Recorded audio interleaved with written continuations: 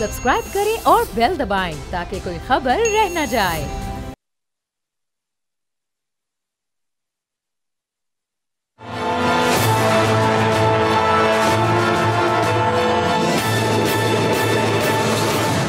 अस्सलाम वालेकुम, मैं बाब जहांगीर। आप देख रहे हैं प्रोग्राम तज्जिया। दुनिया के 70% हिस्से पर पानी और 30% पर खुश्की है और पाकिस्तान इन खुशकिस्मत ममालिक में शामिल है जिसके पास समंदर, पहाड़ और मैदान सब कुछ है। लेकिन मुल्की मईशत को पायदार बनाने के लिए मौजूद कुदरती ख़जानों से फ़ायदा उठाने के लिए विजन का फुकदान है। माजी में हुकूमतें मुल्की ख़जानों को नज़रअंदाज करती आई हैं। दुनिया तब्दील हो रही है। तरक्की याफ्ता ममालिक का सोचने का तरीक़ाकार अब बदल रहा है। पूरी दुनिया इस वक्त ब्लू इकॉनमी को अपनी मईशत की मजबूती के लिए इस्तेमाल कर रही है। जो चीज़ें ब्लू इकॉनमी में आती हैं वो सब की सब पाकिस्तान में मौजूद हैं। जो इलाके समंदर के साथ होते हैं वो खुसूसी इकनॉमिक जोन्स कहलाते हैं। पाकिस्तान के पास वाटर एरियाज तकरीबन 2,90,000 स्क्वायर किलोमीटर बनता है जो बलूचिस्तान के रकबे के बराबर है। पाकिस्तान के पास समंदर ना होता तो अफगानिस्तान या दीगर ममालिक की तरह दूसरों पर इन्हिसार करना पड़ता।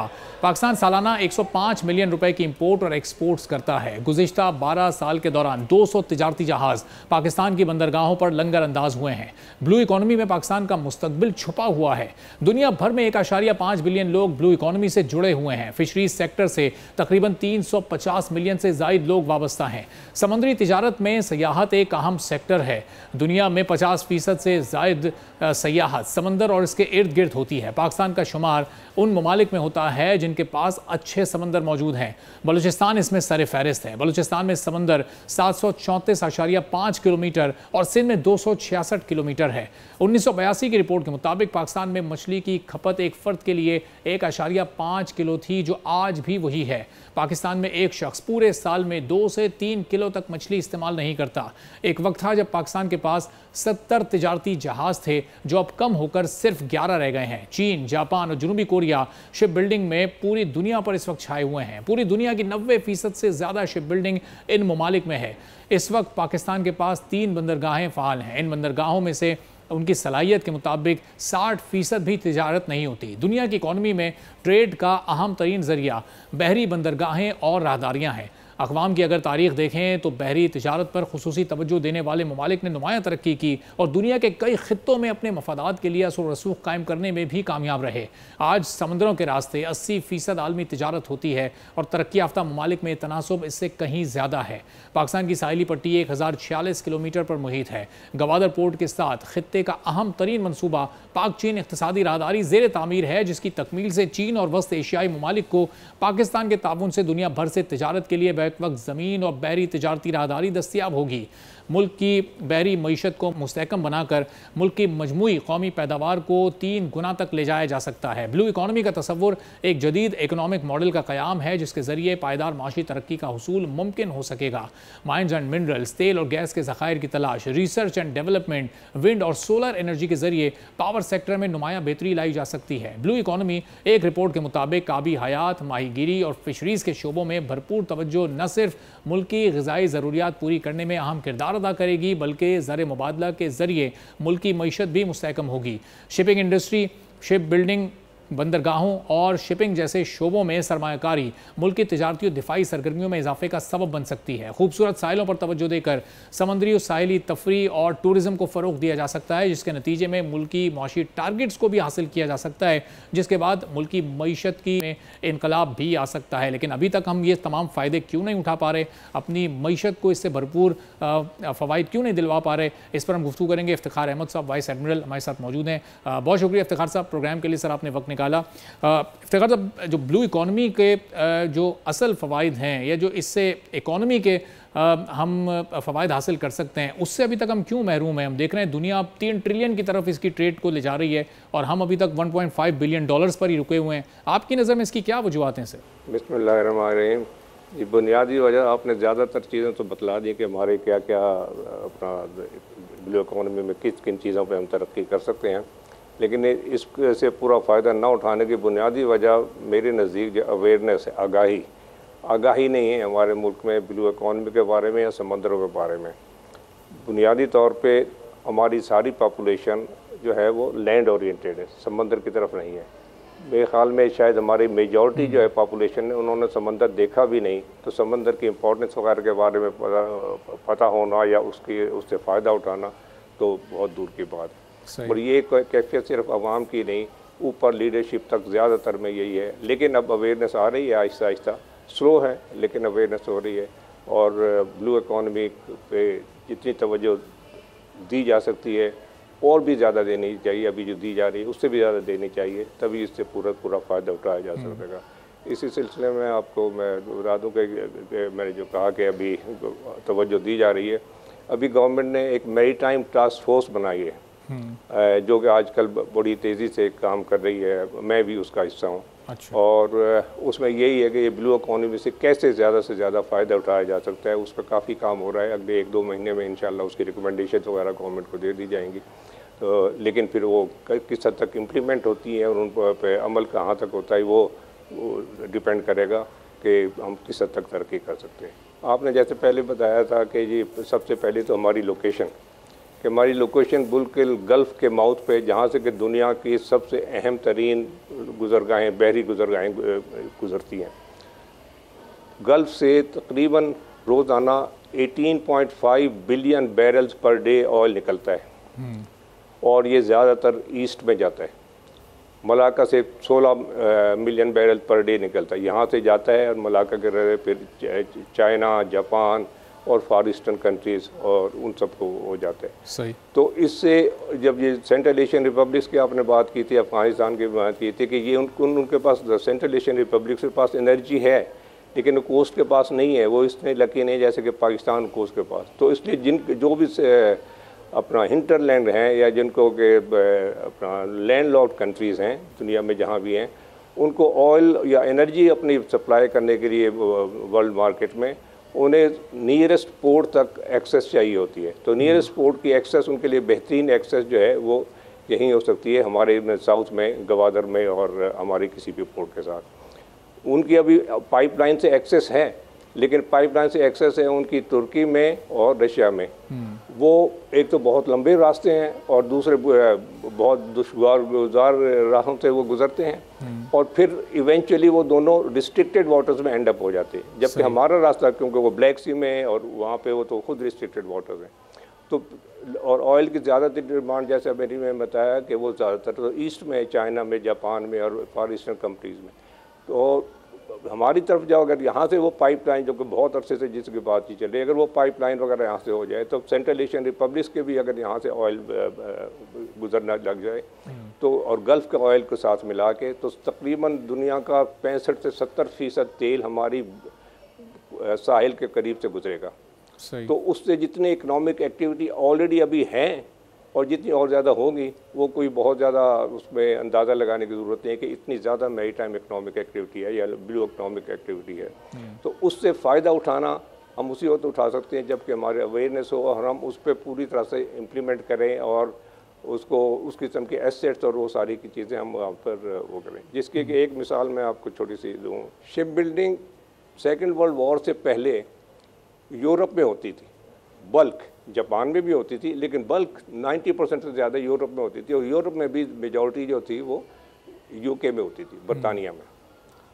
सेकेंड वर्ल्ड वॉर के बाद जब जापान का इंडस्ट्रियल इंफ्रास्ट्रक्चर सारा तबाह हो गया तो उन्होंने उसको बहुत स्टडीज़ की कि इसको कैसे रिवाइटलाइज करें हम अपनी इंडस्ट्रियल कॉम्प्लेक्स को। तो सारी स्टडीज़ के बाद वो उस नतीजे पर पहुँचे कि शिप बिल्डिंग इंडस्ट्री को हब इंडस्ट्री बना दें, इससे स्टील इंडस्ट्री, फिर उसी से ऑटोमोबाइल्स की इंडस्ट्रीज़, इलेक्ट्रॉनिक्स की इंडस्ट्रीज़ और ये सारी चल पड़ेगी और पूरी इकोनॉमी तरक्की करेगी। तो शिप बिल्डिंग को उन्होंने हब इंडस्ट्री डिक्लेयर किया। सही। सेकेंड वर्ल्ड वॉर के बाद लेट 40s में और मिड 50s में जापान दुनिया का नंबर 1 शिप बिल्डर बन गया। और हम सबको पता है कि 50s में और 60s में जापान के इकोनॉमी ने कैसे तरक्की, यही थी स्टील रिलेटेड, ऑटोमोबाइल, इलेक्ट्रॉनिक्स और फिर बाकी सारी चीज़ों से रिलेटेड इंडस्ट्री। फिर लेट 60s में बल्कि अर्ली 70s में साउथ कोरिया ने जब अपने डेवलपमेंट शुरू की तो उसने भी बहुत सारे प्रोसेस किए। आपने भी सुना होगा, मैंने भी सुना है कि जी वो पाकिस्तान का भी 5 ईयर प्लान ले गए वगैरह वगैरह और पूरी दुनिया से जो आदमी तरक्की करना चाहते हैं हर एक से सीखना चाहते हैं। तो वो भी फाइनली इस कंक्लूजन पर आए कि रादर देन री inventing wheel follow the Japanese model कि शिप बिल्डिंग को हब इंडस्ट्री बनाए, उसी से ये सारा पैटर्न चलेगा। तो उन्होंने 70s में ये पॉलिसी बनाई बाय 90s मिड 90s वो जापान से आगे निकल गए और नंबर 1 शिप बिल्डर बन गए। और वही तरक्की उनकी जब स्टील इंडस्ट्री चली, उसी से ऑटोमोबाइल इंडस्ट्री चली, इलेक्ट्रॉनिक्स, साउथ कोरियन की और सारी की सारी चलती चली। तो ये एक सेट पैटर्न है।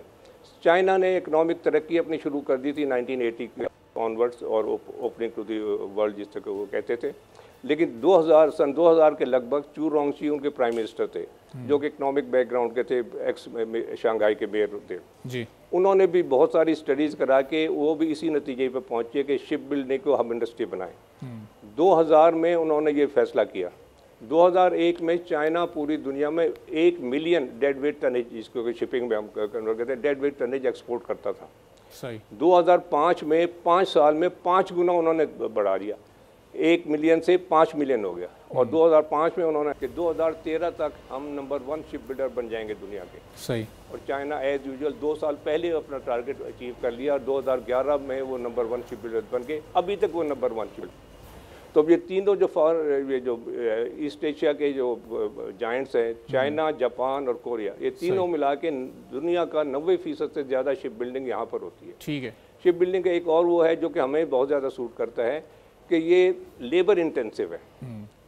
तो जहाँ लेबर रिलेटिवली सस्ता होगा वहाँ पर ये इकोनॉमी जो है ज़्यादा तेजी। ठीक है। अच्छा, इफ्तिखार साहब, कदर कलामी की माजरत, लेकिन ये जिस 70s और 80s के दौर की आप बात कर रहे हैं, तो उस वक्त हमारे पास भी जहाज़ों की तादाद कोई 70 या 71 के करीब हुआ करती थी। और फिर अब हम देख रहे हैं कि वक्त गुजरता गया और ये 50-54 साल के बाद आज हम सिर्फ 12 जहाज़ों के साथ इस वक्त ये अपना कार्गो सिस्टम चला रहे हैं। और सिर्फ कार्गो की मद में, चूँकि फिर हम फ़ॉरेन सर्विसेज ले रहे हैं, तो उसको हमें 9 अरब डॉलर पे करना पड़ रहा है, जो कि IMF के बड़े बड़े प्रोग्राम से भी ज़्यादा है। हम देखें 3 साल के प्रोग्राम के लिए 7 अरब डॉलर के लिए क्या कुछ करने को तैयार हैं, और 9 अरब डॉलर हम सिर्फ यहाँ फ़ॉरेन कार्गोज़ की मद में खर्च कर रहे हैं। तो ये इस डिक्लाइन की क्या वजूहत हैं? ये क्यों हम 71-72 जहाज़ों से सिर्फ 10-11 जहाज़ों तक महदूद हो गए? जब पाकिस्तान बना तो हमारे पास कोई गवर्नमेंट की शिपिंग कंपनी नहीं थी। जो छोटे छोटे जहाज़, जो भी शिपिंग कंपनी चल रही थी इस मशरक़ी पाकिस्तान और मगरबी पाकिस्तान के दरमियान भी, और या गल्फ़ वगैरह में दूसरे रूट में जाते थे, सब प्राइवेट शिपिंग कंपनीज थी। 60s तक सिर्फ पाकिस्तान में शिपिंग कंपनी थी, गवर्नमेंट की कोई कंपनीज नहीं थी। 60 में फिर एक गवर्नमेंट की कॉरपोरेशन बनी जो उसमें भी ज़्यादा है। तो पूरे 60s के दौरान गवर्नमेंट के भी शिप्स रहे और प्राइवेट शिप्स भी रहे। और जब नेशनलाइजेशन हो गई अर्ली 70s में, उसके बाद प्राइवेट सेक्टर बिल्कुल ख़त्म हो गया और अभी तक ख़त्म है। और अब सिर्फ PNSE एक सरकारी इदारा है जो कि अभी तक वो चल रहा है। आपने सही कहा कि पहले 70, इनफैक्ट और भी ज़्यादा आसान उसका ये है कि 71 वॉर जब हुई तो हमारे पास 71 मर्चेंट शिप्स थे, एग्जैक्टली 71 से 71, और अब आप 11-12 रह गए। तादाद कम हो गई है, लेकिन आजकल के जहाज़ क्योंकि बड़े से बड़े होते जा रहे हैं जहाज़, इकोनॉमी ऑफ स्केल की वजह से, तो टनेज इनकी बढ़ी है। लेकिन हमारा कार्गो जितना हमारा फ्रेट आता है दुनिया में, उसका PNSE ज़्यादा से ज़्यादा कोई 10% जो है हमारी रिक्वायरमेंट का पूरा करता है, ±1-2। तो ये के अलावा जो 90% है वो सारा फ्रेट जो है हम फॉरेन कंपनीज को पे करते हैं। जैसे आपने कहा कि 9 बिलियन, ये मुख्तलिफ एस्टिमेट्स हैं 6 से लेके 8-9 तक के, लेकिन इतना बड़ा अमाउंट हम फॉरेन कंपनी करते हैं जो कि हम खुद पाक रुपीज़ में कर सकते हैं अगर हमारी शिपिंग सेक्टर। तो प्राइवेट सेक्टर को हमें इंसेंटिवाइज करने की ज़रूरत है कि प्राइवेट सेक्टर शिपिंग सेक्टर में आए। और प्राइवेट क्यों नहीं आ रहा? अभी इंटरम सेटअप में मैं SAPM था तो बहुत सारे इनके प्राइवेट सेक्टर वालों के साथ हमने मीटिंग्स भी की कि क्या वजह है कि आप लोग इसमें नहीं आते, जबकि इतना प्रॉफिटेबल बिजनेस है। PNSE हिस्सेदार पाकिस्तान का वो 2000 से लेके अभी तक कंटिन्यूसली प्रॉफिट में है। सही। वो अपना, और तो वो जब इतना प्रॉफिटेबल इदारा मतलब है तो आप लोग इसमें क्यों नहीं आते? या दूसरी तरफ ये भी कि PNSE मजीद एक्सपेंड क्यों नहीं करती कि ये 10% पे क्यों अटकी हुई है, वो 90% या पूरा 100% क्यों नहीं पाकिस्तानी कार था? तो ये दो मेन वजूहत हैं। लेकिन प्राइवेट सेक्टर से जब ज़्यादातर बातें की, उस वक्त भी की, अभी मैं टाइम टास्क फोर्स के नाते भी उनसे बातचीत हुई, ज़्यादातर का उनका गिला ये है कि उन्हें गवर्नमेंट की पॉलिसीज़ की कंसिस्टेंसी नहीं है जी। पॉलिसी कंटिन्यू नहीं रहती, पॉलिसी बार बार बदल जाते हैं। Long term investment, taxation laws जो हैं इस वक्त, टैक्सेशन लॉज जो हैं शिपिंग के, वो उनमें भी बड़ी कॉम्प्लेक्सिटी है, वो भी सिंपल नहीं है, बड़े पेचीदा से हैं जी। जी, वो भी पेचीदा हैं। दूसरा जैसे कि शिपिंग पॉलिसी में जो कि 2000 में हमारी पहली शिपिंग पॉलिसी, फिर 2019 में उनमें कुछ थोड़ी अमेंडमेंट्स वगैरह हुई, क्योंकि जो टैक्स वगैरह की रिलीफ दिए गए थे 2001 की पॉलिसी में, वो 2020 में ख़त्म हो जाने थे। तो 2019 में जब अमेंडमेंट्स की तो उन्हीं टैक्सेस की जो है वो जो छूट थी उसको 2030 तक बढ़ा दिया गया। ये हमारी पॉलिसी में लिखा हुआ है अभी भी, लेकिन 2 साल पहले जब बजट आया तो टैक्स लगा दिया जहाज़ों पे फिर। तो वो प्राइवेट सेक्टर वाले ये कहते हैं कि जब आपकी पॉलिसी में होने के बावजूद आप जब मर्जी बजट में लगा दें, आप एक SRO इशू कर देते हैं और वो कर देते, तो वो कॉन्फिडेंस उनका नहीं आता, ट्रस्ट नहीं बिल्डअप होता प्राइवेट सेक्टर वालों का। कन्विंस करने की कोशिश कर रहे हैं उनको कि जी अपना गवर्नमेंट इस पे फर्म रहेगी वगैरह वगैरह, लेकिन जब तक प्राइवेट सेक्टर नहीं आएगा, जब तक ये बहुत ज़्यादा तेज़ी से तरक्की नहीं कर सकता ये शिपिंग सेक्टर जो है। तो और हमारा इतना बड़ा फ्रेट जा रहा है। दूसरी तरफ PNSC को बहुत ज़्यादा तेज़ी से एक्सपेंड करना चाहिए, जो कि अभी कोशिश कर रहे हैं जहाज़ों का उन्होंने अपना एक कराची शिपयार्ड में, ताकि इंडिजीनस भी डेवलपमेंट हो। कराची शिपयार्ड में एक कंटेनर शिप का एग्रीमेंट हुआ था अपना फरवरी में, और उसका PNSC का बोर्ड वगैरह फिर तहलील हो गया था। अभी नया बोर्ड अभी ताज़ा बना है, तो होपफुली वो कॉन्ट्रैक्ट होल्ड पे हो गया था। अब होपफुली वो कॉन्ट्रैक्ट हो जाएगा, तो पाकिस्तान में खुद कंटेनर शिप बने। आप लोग फिलहाल PNSC में एक भी कंटेनर शिप नहीं है। अच्छा, वाइस एडमिरल इफ्तिखार अहमद साहब हमारे साथ मौजूद हैं। एक छोटा सा ब्रेक लेते हैं, ब्रेक के बाद वापस आएंगे, गुफ्तगू को यहीं से आगे बढ़ाएंगे।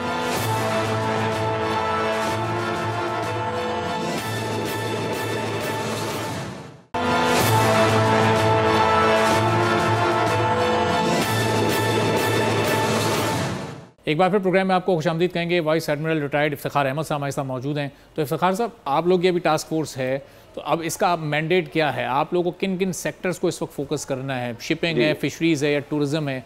ये चूँकि बहुत ज़्यादा रेवेन्यू जनरेट कर सकते हैं ये सेक्टर्स, तो इन पर अभी क्या प्लान्स हैं अगले साल 2 साल के, और इनका क्या फ्यूचर आप फिर देख रहे हैं? जी जी जी इनका फ्यूचर तो जैसे मैंने कहा कि मैं तो ऑब्वियसली क्योंकि मैरीटाइम सेक्टर का आदमी हूँ, और मैंने ब्लू इकोनॉमी पे किताब भी लिखी है, इसी से रिलेटेड बल्कि 3 किताबें मैं लिख चुका हूँ। तो मैं तो ऑब्वियसली बहुत ज़्यादा इंटरेस्ट है, और मैं तो इस पर बिलीव करता हूँ कि ये हमारे मुल्क की पूरी इकोनॉमी के चलाने के लिए ब्लू इकोनॉमी का जो सेक्टर है ये ही काफ़ी है पूरी मुल्क की इकोनॉमी को चलाने के लिए, अगर उस पर भरपूर तरीके से तरक्की दी अपना। यानी पाकिस्तान को ना IMF के पास जाने की ज़रूरत पड़ेगी, ना दीगर बैंक्स के पास या दीगर ममालिक से भी कोई कर्ज नहीं लेना पड़ेगा? जी बिल्कुल। अच्छा, कैसे सर, जरा ये इस पर भी रोशनी डालिएगा जरा। देखिए, एक तो जैसा कि मैं आपको बता रहा कि शिपिंग पे हमने कहा ना कि जैसा कि 6 से 9 बिलियन अगर हम ये पाक रुपीज़ में ही अगर ये पेमेंट करना शुरू कर दें तो ये हमारा मसला ही ख़त्म हो जाए। सही। और फिर सिर्फ यही नहीं कि हम अपना, ये तो बिज़नेस इंटरनेशनल बिजनेस है, दूसरों का बिजनेस से भी कर सकते हैं हम। सेंट्रल एशियन रिपब्लिक्स वगैरह के लिए ट्रांजिट ट्रेड, चाइना के लिए जो CPEC का आपने जिसका जिक्र किया, तो उनसे बहुत ज़्यादा स्कोप है इसका। अगर हम सेंट्रल एशियन रिपब्लिक के लिए गेटवे है। अभी मैं आपको एक मिसाल बताऊं इसकी, पोर्ट्स की भी हम साथ में, शिपिंग के साथ पोर्ट्स की भी बात कर रहे हैं। पोर्ट की एक छोटी सी मिसाल दूं, जबल अली पोर्ट, हम सब जानते हैं दुबई की जबल अली पोर्ट। जबल अली पोर्ट एक आर्टिफिशियल पोर्ट है, नेचुरल पोर्ट नहीं है, बनाई गई है बिल्कुल, वो बंद वगैरह बांध के जैसे कि आप कह लें तो उसको बनाया गया।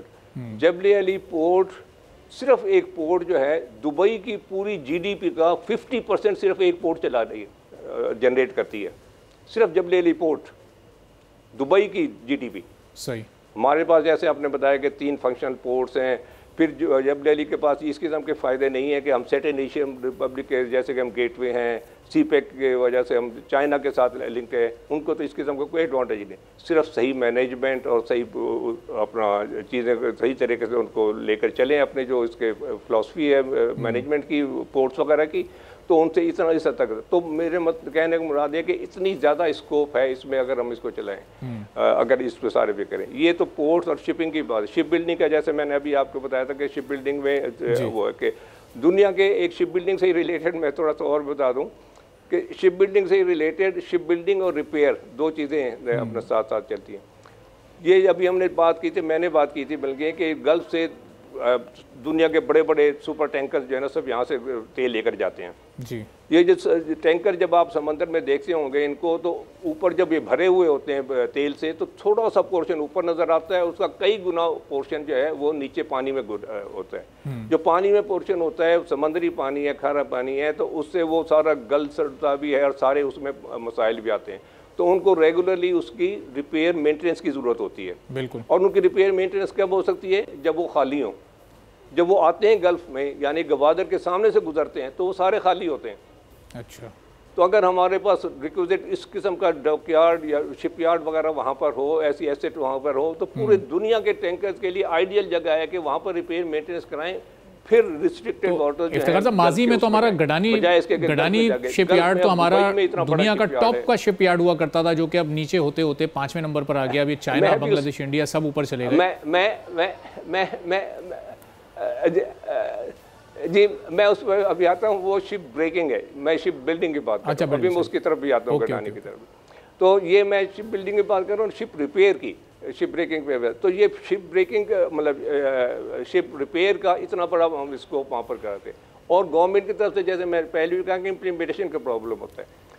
27 अगस्त 2007 से 2 बड़े शिपयार्ड थे, एक गवादर में, एक पोर्ट कासम में, गवर्नमेंट की तरफ से अप्रूव्ड हैं। मैं डेट बता रहा हूँ आपको, 27 अगस्त 2007 से अभी तक इम्प्लीमेंट नहीं हो रहा। और उसमें सारा प्लान ये है कि जी इंटरनेशनल शिपयार्ड्स जो हैं वो आके इन्वेस्ट करें, हम सिर्फ ज़मीन और रिक्विजिट इंफ्रास्ट्रक्चर उनको देंगे, बाकी वो करें। कोरियंस और वो सारे के सारे इंटरेस्टेड हैं। क्यों इंटरेस्टेड हैं? जैसे मैंने कहा, ये लेबर इंटेंसिव काम है। कोरिया और जापान को रियलाइज़ करते हैं कि वो चाइना से लेबर में कम्पीट नहीं कर सकते, तो इसलिए उनकी फ़िलासफ़ी ये है कि हम ऐसी जगह शिपयार्ड्स बनाएं जहां उनकी अपनी मैनेजमेंट हो, उनकी अपनी टेक्नोलॉजी हो, लेकिन लेबर चाइना से भी सस्ता हो। इसी तरह से उन्होंने वियतनाम में शिपयार्ड्स बनाए। अब फिलीपींस बड़ी तेज़ी से इसी तरह से उनकी मदद से तरक्की कर रहा है। फिलीपीन अब नंबर 4 हो गया है दुनिया में शिप बिल्डर। सही। तो हमारा इतना बड़ा स्कोप है और कोरियंस वगैरह इंटरेस्टेड भी थे। और 27 अगस्त 2007 से मैं कह रहा हूँ कि सारी गवर्नमेंट्स को हम दे चुके हैं प्रेजेंटेशन, सब कहते हैं कि ये बहुत अच्छे प्रोजेक्ट है, आगे मामला नहीं, अभी तक भी नहीं बढ़ पाया। तो बस अल्लाह करे कि हम सही तरह से फोकस करके पॉलिसीज पे अमल करें। तो ये अब आपने गडानी का जिक्र किया। जी जी, हाँ, मैं चाहता हूँ ज़रा एक्सपोर्ट्स और फिर उसके बाद जो गडानी का ब्रेकिंग यार्ड भी, इस पर भी यहाँ ज़रा आप इज़हार ख्याल कर दीजिएगा ज़रा।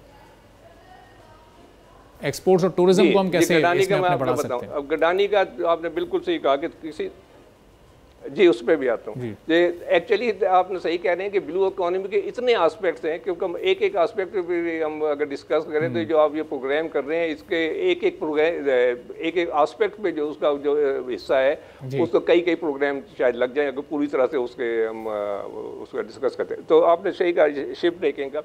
तो गडानी का किसी ज़माने में 80s तक इनफैक्ट हम दुनिया के नंबर 1 यार्ड से ship breaking yards, building breaking yards, यानी कि जहाज़ों को तोड़कर वो सारा उसका जो स्क्रैप भी और उसके इंजन वगैरह पुराने और मशीनरी सारे लग रहे हैं। आजकल शिप ब्रेकिंग को मॉडर्न उसमें और IMO वगैरह के कंडीशन के मुताबिक अब उसको शिप रिसाइकलिंग कहते हैं। शिप ब्रेकिंग नहीं, रिसाइकलिंग। हमारे जो शिप ब्रेकर्स भी हैं वो भी अब अपना वो शिप रिसाइकलिंग यार्ड से कहलाते हैं।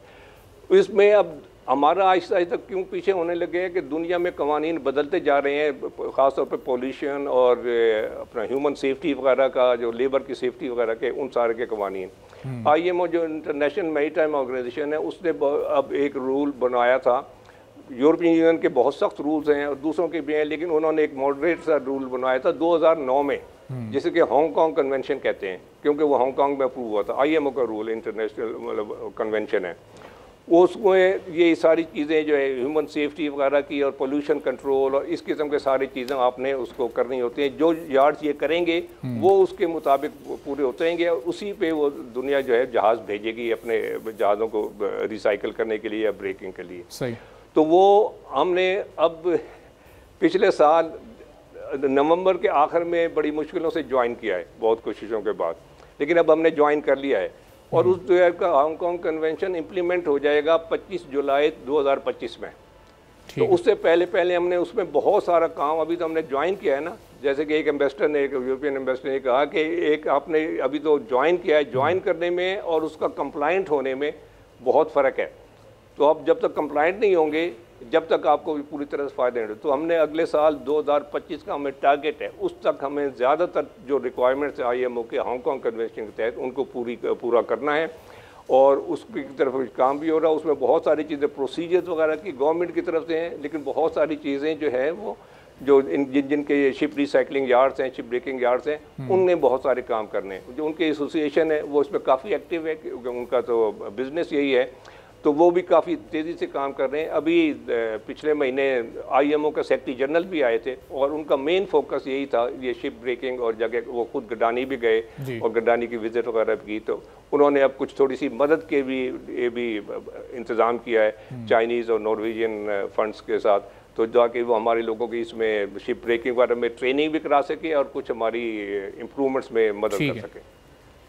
अभी फ़िलहाल शिप ब्रेकिंग में बांग्लादेश नंबर 1 है, इंडिया नंबर 2, और हम बहुत पीछे हैं नंबर 3, और इंडिया बड़ी तेज़ी से उसमें कर रहा है। जिससे मैंने कहा कि कंप्लायंट शिप ब्रेकिंग यार्ड्स होने चाहिए हांगकॉन्ग कन्वेंशन के। इंडिया में 80 से ज़्यादा हो चुके हैं कंप्लायंट, बांग्लादेश में 5-6 हो चुके हैं, हम फिलहाल एक भी नहीं है हमारे पास। सही, लेकिन एटलीस्ट अब हमने शुरू किया है, वो भी अब पिछले साल नवंबर से। ठीक है, तो अब इफ्तिखार साहब, जो अब आप लोग की जो टास्क फोर्स है वो हमारी जो सी फूड की जो एक्सपोर्ट्स है उसको अब बढ़ाने में इस वक्त क्या इनके प्लान्स हैं आप लोग के, और फिर जो टूरिज्म है इस वक्त जो ब्लू इकोनॉमी का एक बड़ा अहम फैक्टर है और सेक्टर है, तो अब उसको किस तरह से अब आप लोग आगे इम्प्रूव करेंगे? जी जी जी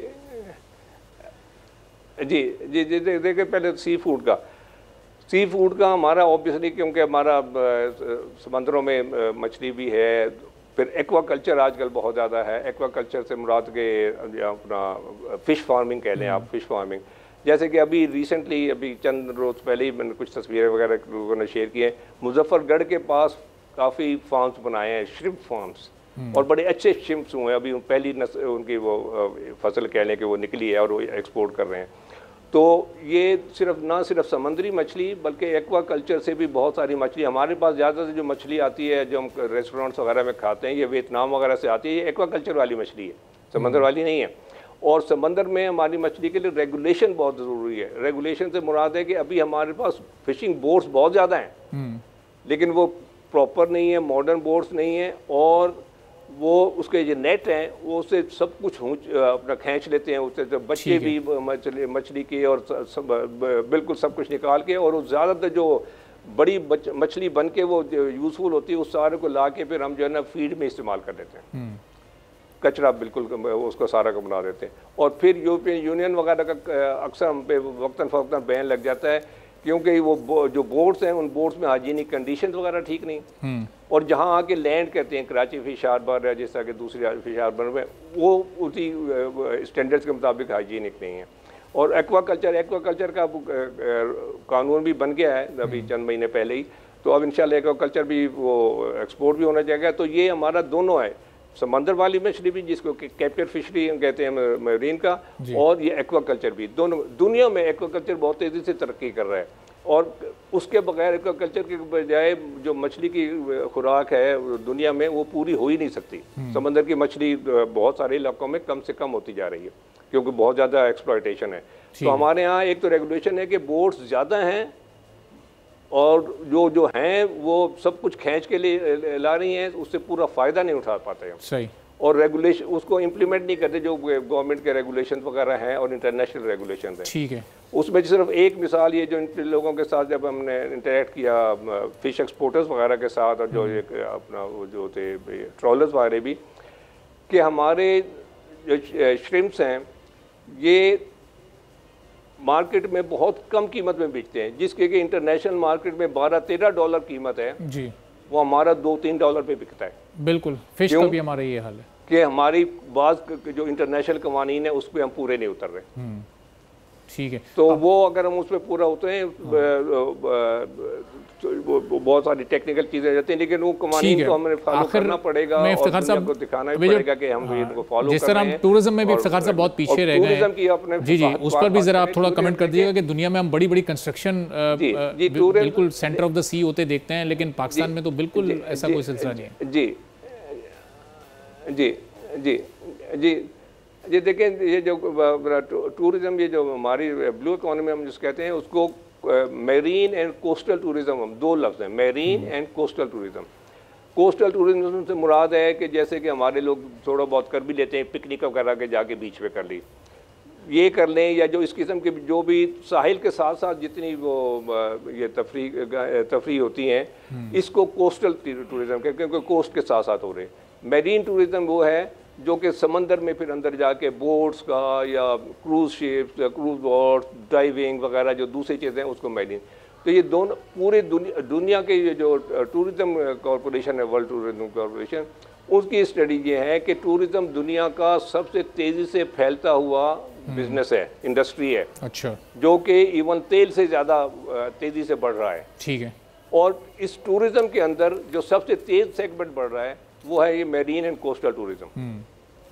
तो इसका इतना स्कोप है। हमारे बलूचिस्तान की कोस्ट पे ऐसे ऐसे साइट्स हैं जो कि हमें खुद सारी उम्र कोस्टल एरिया में हमने फ्लाइंग भी करते हुए और ऑपरेट करते हुए हमें नहीं पता चला। जब से ये कोस्टल हाईवे वगैरह बनी तो हुआ, जैसे कि आपने भी सुना होगा वो अपना प्रिंसेस ऑफ होप एक है, बलूचिस्तान स्फिंक्स उसके कहते हैं, जो मिस्र का जो स्फिंक्स है बिल्कुल उसकी तरह है, लेकिन ये नेचुरल है, मट्टी का बना हुआ। बिल्कुल सही। चूंकि ये मौजू भी समंदर की तरह बहुत ही वसी और बहुत ही गहरा है, टूरिज्म भी, लेकिन चूंकि हमारे पास थोड़ी सी वक्त की कमी थी तो आपको आने वाले दिनों में आपको जरूर फिर जहमत देंगे और उस पर हम डिटेल से मजीद बात करेंगे, और जो कुछ और स्पेसिफिक सेक्टर्स रह गए हैं जरा उस पर भी फिर हम बड़ा स्पेसिफिकली बात करेंगे। बहुत बहुत शुक्रिया। इफ्तिखार अहमद साहब हमारे साथ मौजूद थे। डॉक्टर साहब ब्रेक लेते हैं, ब्रेक के बाद जब वापस आएंगे तो डॉक्टर खाकान नजीब साहब हमारे साथ मौजूद होंगे, उनसे ज़रा बात करेंगे। IMF अभी पेशगोई कर रहा है कि आने वाले सालों में पाकिस्तान में महंगाई सिंगल डिजिट में ही रहेगी, तो एक आम आदमी को कब रिलीफ मिलेगा। एक ब्रेक के बाद।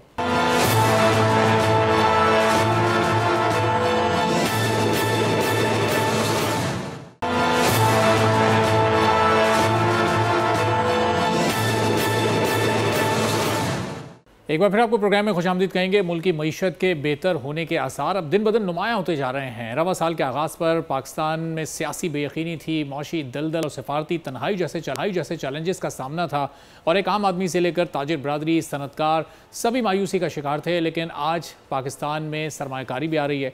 आलमी ताल्लुकात की बुनियाद पर इस वक्त पाकिस्तान दुनिया के लिए तवज्जो का मरकज़ भी बन गया है, और IMF की जानिब से भी 3 साल के लिए $7 अरब का प्रोग्राम मंजूर कर लिया गया। न सिर्फ ये मंजूर किया गया बल्कि IMF ये कह रहा है कि अब आने वाले सालों में पाकिस्तान में माशी आदाद शुमार बेहतरी की जानिब जाएंगे, महंगाई कंट्रोल में रहेगी, और अब ये पेशगोई IMF की किस हद तक दुरुस्त साबित होगी और उसका एक आम आदमी पर क्या असर पड़ेगा, इस पर हम गुफ्तगू करेंगे। डॉक्टर खाकान नजीब साहब हमारे माशियात हमारे साथ मौजूद हैं। बहुत शुक्रिया सर प्रोग्राम के लिए, आपने वक्त निकाला। अब IMF कह रहा है कि अगले 4-5 साल जो होंगे पाकिस्तान में इन्फ्लेशन सिंगल डिजिट में रहेगा। इसकी क्या वजूहात हैं और ये रिलीफ का एक आम आदमी तक भी पहुँच सकेगा? तो एक तो मैं हमेशा कोशिश करता हूं कि इस बात को क्लैरिफाई करूं कि जब हम कहते हैं कि इन्फ्लेशन कम हो गई है तो उर्दू में उसका मतलब जो है वो यूं होता है कि महंगाई के बढ़ने की शरह में कमी आई है। 2023 मालियाती साल में महंगाई 29% बढ़ी थी। 2024 में ऑन टॉप ऑफ दैट, यानी कि 100 की चीज़ अगर 129 की हुई तो फिर 24% बढ़ी, तो ये 160 रुपये हो गई। अब जो ये साल है इसमें ये एक एस्टिमेटेड जो आ रहा है इन्फ्लेशन का, यानी कि महंगाई के बढ़ने की शरह का जो एस्टिमेट है वो 9% से लेकर 12% के दरमियान है। तो कहना यूं है कि महंगाई के बढ़ने की शरह में खातिर खा कमी आ गई है, और इसका असर यूं है कि अरबाब साहब, अगर आपकी बोल चैनल आपकी तनख्वाह को 15% इस साल बढ़ाता है, एक एवरेज सी गुफ्तगू कर रहा हूँ, तो आपकी कुव्वत खरीद एक्चुअल में बढ़ जाएगी, बिकॉज महंगाई शायद 10-11% on the average on in the whole year बढ़ेगी। इसके नीचे आने की जो खातिर खा वजह हैं वो एक तो बेस इफेक्ट है, ऑलरेडी 2 साल में बहुत ज़्यादा महंगाई हुई, फिर चूँकि रुपए की कदर मुस्तहकम हुई तो इम्पोर्टेड इन्फ्लेशन में खातिर खा कमी आई। 307 रुपए का जो डॉलर था अगर आज 278 रुपए के करीब आ गया, तो इम्पोर्टेड इन्फ्लेशन और साथ साथ जो इम्पोर्टेड पेट्रोलियम प्रोडक्ट्स की कीमतें थी वो ग्लोबली कहीं 85-90 डॉलर से कम होके आज $74 पे हैं, और उनका एक पास थ्रू इफेक्ट है।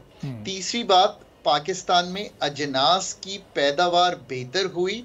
पिछले साल 6.5% के करीब जब एग्रीकल्चर सेक्टर ने ग्रो किया तो सप्लाई साइड जो थी वो बेहतर हो गई। और चौथी बात यूं है कि आपने 22% का जब इंटरेस्ट रेट किया, जो कि अब 17.5% है, जिसको टेक्निकल ज़बान में स्टेट बैंक का पॉलिसी रेट या शरह सूद कहते हैं, वो जब 17.5% पे, अभी भी बहुत ज़्यादा हमने रखी हुई है, तो जो डिमांड है वो टूट गई। इसका मतलब ये है कि अगर आपने नई गाड़ी खरीदनी थी और आपकी किस्त 17,500 रुपया है, तो आपने कहा नहीं मैं 1 लाख रुपए की गाड़ी नहीं खरीदता। अगर ये आ जाती है 13-14% पे, तो आपकी डिमांड रिवाइव होगी। तो हमने लार्जली अपनी डिमांड को, आपने देखा गाड़ियों की कीमतें क्यों कम हुई, क्योंकि डिमांड टूटी। पेट्रोलियम प्रोडक्ट्स को देखें, एनर्जी डिमांड को देखें, मुल्क में पावर की डिमांड को देखें, तो आपको अंदाज़ा होगा कि आज तकरीबन 4 साल पुरानी सतह पर ही खड़े हुए हैं और पिछले साल से कमी हुई।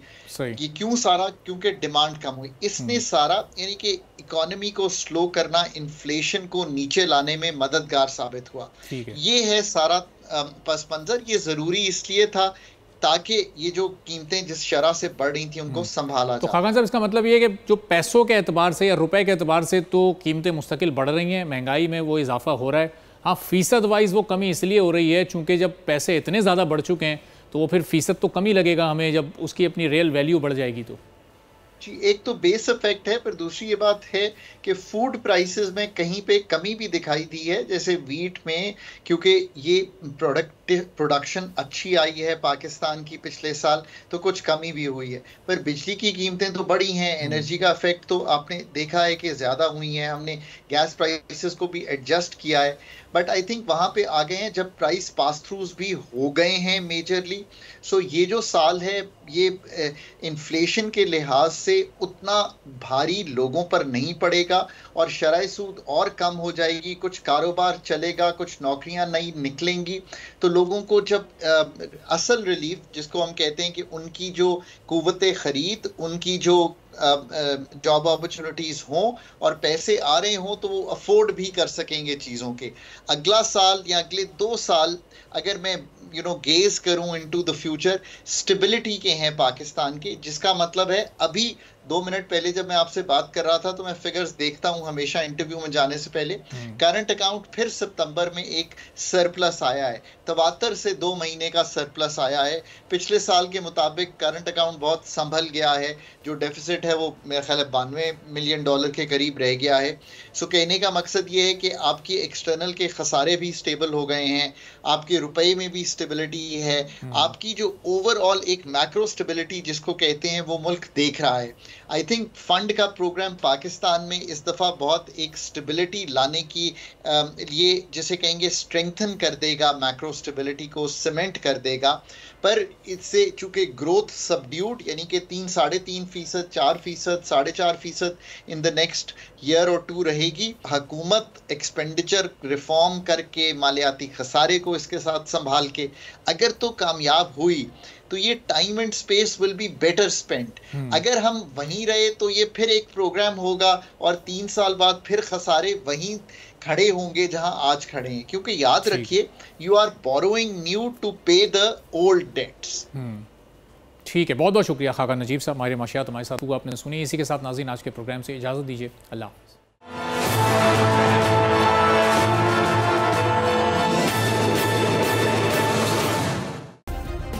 सब्सक्राइब करें और बेल दबाएं ताकि कोई खबर रह न जाए।